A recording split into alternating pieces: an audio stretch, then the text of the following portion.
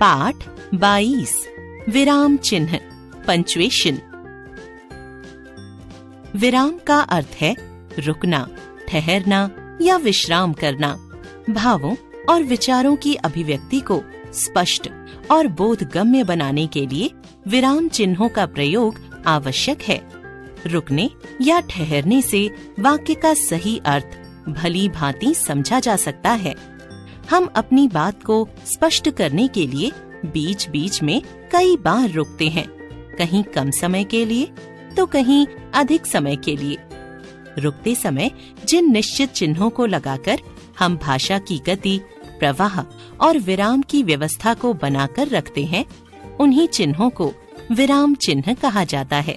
उदाहरण: रोको मत, जाने दो। रोको मत जाने दो, रोको मत जाने दो।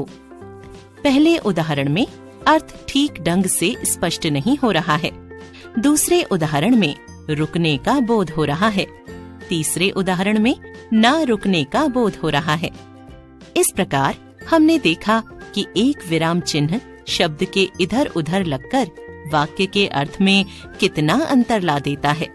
अतः विराम चिन्हों का प्रयोग यथास्थान होना अत्यंत जरूरी है। हिंदी भाषा में निम्नलिखित विराम चिन्ह प्रयोग में लाए जाते हैं: पूर्ण विराम, अर्ध विराम, अल्प विराम, प्रश्नवाचक चिन्ह, विस्मयादिबोधक चिन्ह, योजक चिन्ह, निर्देशक चिन्ह, उद्धरण चिन्ह, विवरण चिन्ह, कोष्ठक चिन्ह, हंसपद चिन्ह, लाघव चिन्ह। 1. पूर्ण विराम, फुल स्टॉप। पूर्ण विराम का शाब्दिक अर्थ है पूरा रुकना। इस चिन्ह का प्रयोग वाक्य के पूरा हो जाने पर किया जाता है। जैसे: मैं कल मुंबई जा रहा हूँ। मैं कक्षा 8 में पढ़ता हूँ। 2. अर्ध विराम, सेमी कोलन। अर्ध विराम अर्थात आधा रुकना। पूर्ण विराम की अपेक्षा कम देर तक रुकने के लिए अर्ध विराम का प्रयोग किया जाता है। जैसे: मुझे घर जल्दी पहुंचना है, नहाना है, स्कूल जाना है। जो सत्यवादी होते हैं उन्हें सदैव सम्मान मिलता है। 3. अल्प विराम, कॉमा। अल्प का अर्थ है थोड़ा, अर्थात इसमें अर्ध विराम की अपेक्षा कम रुकना होता है। जैसे: विकास, प्रतीक और ललित मैदान में खेल रहे हैं। युधिष्ठिर, अर्जुन, भीम, नकुल और सहदेव पांडु के पुत्र थे। 4. प्रश्नवाचक चिन्ह, साइन ऑफ इंटेरोगेशन। प्रश्नवाचक चिन्ह सदैव वाक्य में प्रश्न पूछने के पश्चात लगाया जाता है। जैसे: आप हमारे यहाँ कब आ रहे हैं? तुम्हारा परीक्षा परिणाम कब आएगा? 5. विस्मयादिबोधक चिन्ह, साइन ऑफ एक्सक्लेमेशन।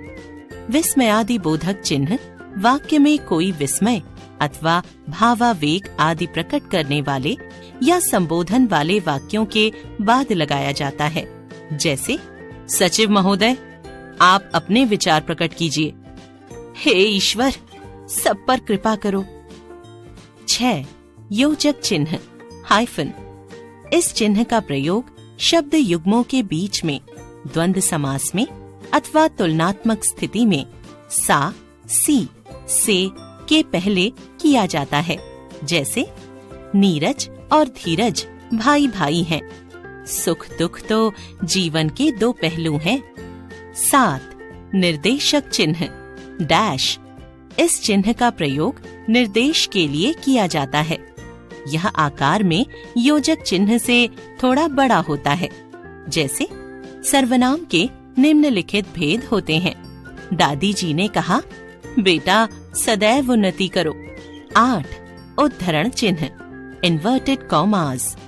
किसी व्यक्ति द्वारा कहे गए कथन को ज्यों का त्यों लिखते समय अथवा किसी पुस्तक से लिए गए किसी मूल वाक्य को ज्यों का त्यों उतारते समय इस चिन्ह का प्रयोग किया जाता है। उद्धरण चिन्ह 2 प्रकार के होते हैं। क. इकहरा उद्धरण चिन्ह, किसी की पुस्तक, उपनाम, कविता के नाम तथा उपाधि आदि को चिन्हित करने के लिए इकहरे उद्धरण चिन्ह का प्रयोग किया जाता है। जैसे: गोदान प्रेमचंद का प्रसिद्ध उपन्यास है। निराला प्रसिद्ध कवि थे। नीलकंठ रेखा चित्र महादेवी वर्मा द्वारा लिखा गया है। ख दोहरा उद्धरण चिन्ह, किसी महान व्यक्ति के द्वारा कहे गए कथन को ज्यों का त्यों उन्हीं के शब्दों में लिखने के लिए दोहरे उद्धरण चिन्ह का प्रयोग किया जाता है। जैसे नेताजी सुभाष चंद्र बोस ने कहा था, तुम मुझे खून दो, मैं तुम्हें आजादी दूंगा। नेहरू जी ने कहा था, आराम हराम है। 9 विवरण चिन्ह, साइन ऑफ फॉलोइंग, किसी विषय के विवरण या व्यापक जानकारी से पूर्व इस चिन्ह का प्रयोग किया जाता है। जैसे भारतीय सभ्यता का सूत्र है, सत्यम शिवम सुंदरम। 10 कोष्ठक चिन्ह, ब्रैकेट्स, किसी भी वाक्य या शब्द से संबंधित ऐसी जानकारी जिसे अलग से देना हो उसे कोष्ठक में दिया जाता है। कोष्ठकों का प्रयोग प्रायः वाक्य के बीच में होता है। जैसे सिद्धार्थ गौतम बुद्ध की पत्नी का नाम यशोधरा था। नाटक के पात्रों के हाव भाव क्रियाकलाप की सूचना देने के लिए पात्रों के कथन से पूर्व भी कोष्ठक का प्रयोग होता है। जैसे पिता क्रोधित होते हुए, मैं तुमसे बहुत नाराज हूँ। क्रम प्रदर्शित करने के लिए जैसे प्रश्न क, ख, ग इत्यादि। 11 हंस पद चिन्ह, साइन ऑफ इंसर्शन, जब हम वाक्य में कुछ लिखना भूल गए हों और उस शब्द को वाक्य के ऊपर लिख रहे हों, तब इस चिन्ह का प्रयोग किया जाता है। इसी कारण इसे त्रुटिपूरक चिन्ह भी कहा जाता है। इसका आकार हंस पक्षी के पैर जैसा होता है, इसलिए इसे हंस पद चिन्ह कहते हैं। जैसे मेरा नाम रवि कुमार है, तुम इस शहर में कब से रह रहे हो। 12 लाघव चिन्ह, साइन ऑफ एब्रिविएशन, यह चिन्ह किसी शब्द को पूरा न लिखकर उसका केवल प्रथम वर्ण लिखने के पश्चात लगाया जाता है। इसे संक्षेप सूचक चिन्ह भी कहते हैं। जैसे क्रि, प्रि, ओ। Doctor S Jaishankar, doctor APJ Abdul Kalam, doctor AV international. आपने जाना, विराम का अर्थ है रुकना, ठहरना या विश्राम करना। भाषा लेखन के समय प्रयुक्त संकेत चिन्हों को ही विराम चिन्ह कहते हैं। प्रत्येक विराम चिन्ह का अपना अलग महत्व होता है। भावों और विचारों का अभिव्यक्ति को स्पष्ट और बोधगम्य बनाने के लिए विराम चिन्हों का प्रयोग आवश्यक है। विराम चिन्हों को गलत स्थान पर प्रयोग करने से वाक्य के अर्थ में अंतर आ जाता है।